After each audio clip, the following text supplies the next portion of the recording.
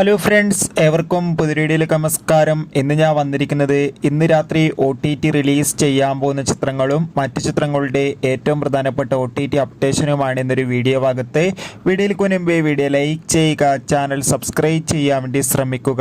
ഇനി നോക്കാൻ പോകുന്നത് ഇന്ന് OTT റിലീസ് ചെയ്യാൻ പോകുന്ന ചിത്രങ്ങൾ ഏതൊക്കെയെന്ന്. അതിൽ ഒന്നാമത്തെ ചിത്രമാണ് വൈശാഖിൻ്റെ സംവിധാനത്തിൽ മമ്മൂട്ടി, രാജീവ് ബി ഷെട്ടി, അഞ്ജന ജയപ്രകാശ്, ബിന്ദു പണിക്കർ എന്നൊക്കെ പ്രധാന കഥാപാത്രങ്ങളായ ചിത്രമായിരുന്നു ടെർബോ.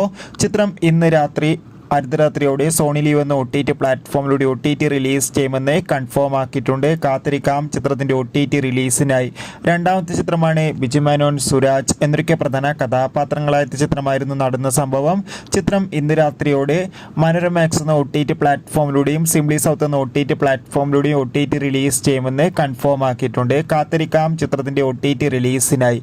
മൂന്നാമത്തെ ചിത്രമാണ് കമലഹാസൻ നായകനായി ശങ്കർ സംവിധാനം ചെയ്ത ചിത്രമായിരുന്നു ഇന്ത്യൻ 2. ചിത്രം വൻ പരാജയമായിരുന്നു. എന്നാലും ചിത്രം ഇന്ന് അർദ്ധരാത്രി 12 മണിയോടെ നെറ്റ്ഫ്ലിക്സ് എന്ന OTT പ്ലാറ്റ്ഫോമിലൂടെ OTT റിലീസ് ചെയ്യുമെന്ന് കൺഫേം ആക്കിയിട്ടുണ്ട്. ആസിഫ് അലി, സുരാജ് എന്നൊക്കെ പ്രധാന കഥാപാത്രങ്ങളായെത്തുന്ന ചിത്രമാണ് അഡിഡാസ് അമിഗോ. എല്ലാ സിനിമാ പ്രേമികളും ഒരേപോലെയാണ് അഡിഡാസ് അമിഗോ എന്ന ചിത്രത്തിൻ്റെ ഓരോ അപ്ഡേഷനും അറിയാൻ വേണ്ടി കാത്തിരിക്കുന്നത്. ചിത്രം നാളെ ഓഗസ്റ്റ് 9 തിയേറ്ററുകളിൽ എത്തുമെന്ന് കൺഫേം ആക്കിയിട്ടുണ്ട്. എന്തായാലും ചിത്രത്തിൻ്റെ റിലീസിനായി കാത്തിരിക്കാം. ചിത്രത്തിൻ്റെ ട്രെയിലറിനൊക്കെ മികച്ച അഭിപ്രായം തന്നെ സ്വന്തമാക്കാൻ വേണ്ടി സാധിച്ചിട്ടുണ്ടായിരുന്നു.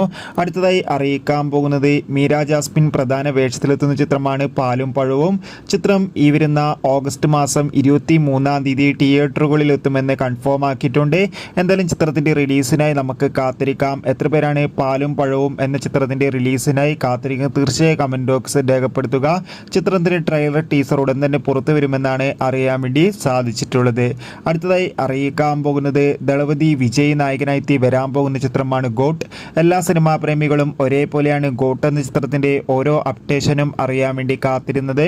അങ്ങനെ കാത്തിരിപ്പിനൊടുവിൽ ഗോട്ട് എന്ന ചിത്രം വരുന്ന സെപ്റ്റംബർ 5 തിയേറ്ററുകളിൽ എത്തുമെന്ന് കൺഫേം ആക്കിയിട്ടുണ്ട്.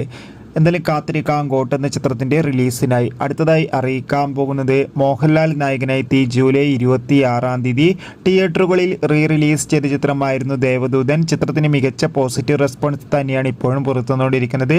ഇപ്പോൾ ഇതാ ദേവദൂതൻ എന്ന ചിത്രത്തിന് 12 ദിവസം കൊണ്ട് കേരളത്തിൽ നിന്ന് 3.5 കോടിക്കടുത്ത് കളക്ഷൻ നേടിയെടുക്കാൻ വേണ്ടി സാധിച്ചിട്ടുണ്ട്. എന്തായാലും ഒരു മികച്ച കളക്ഷൻ തന്നെയാണ് ചിത്രത്തിന് ലഭിച്ചിട്ടുള്ളത്. അടുത്തതായി അറിയിക്കാൻ പോകുന്നത് ഭാവന പ്രധാന വേഷത്തിലെത്താൻ പോകുന്ന ചിത്രമാണ് ഹണ്ട്. ചിത്രം വരുന്ന ഓഗസ്റ്റ് മാസം 22 തിയേറ്ററുകളിൽ എത്തുമെന്നാണ് കൺഫേം ആക്കിയിട്ടുള്ളത്. കാത്തിരിക്കാം ചിത്രത്തിന്റെ റിലീസിനായി. അടുത്തതായി അറിയിക്കാൻ പോകുന്നത് ദുൽഖർ സൽമാൻ നായകനായി വരാൻ പോകുന്ന ചിത്രമാണ് ലക്കി ഭാസ്കർ. ചിത്രം വരുന്ന സെപ്റ്റംബർ 8 തിയേറ്ററുകളിൽ എത്തുമെന്ന് കൺഫേം ആക്കിയിട്ടുണ്ട്. കാത്തിരിക്കാം ചിത്രത്തിന്റെ റിലീസിനായി. അടുത്തതായി അറിയിക്കാൻ പോകുന്നത് ആസിഫ് അലി, അമല പോൾ എന്നൊക്കെ പ്രധാന കഥാപാത്രങ്ങളായ ചിത്രമായിരുന്നു ലെവൽ ക്രോസ്. ഇപ്പോൾ ചിത്രത്തിന്റെ OTT അവകാശങ്ങളൊക്കെ വിറ്റുപോയിരിക്കുകയാണ്. ലെവൽ ക്രോസ് എന്ന ചിത്രത്തിന്റെ OTT അവകാശങ്ങൾ ആമസോൺ പ്രൈവഡീസ് എന്ന OTT പ്ലാറ്റ്ഫോം സ്വന്തമാക്കിയിട്ടുണ്ട്. ചിത്രം ഉടൻ തന്നെ OTT റിലീസ് ചെയ്യും. ധനുഷ് നായകനായ ചിത്രമായിരുന്നു റായൻ.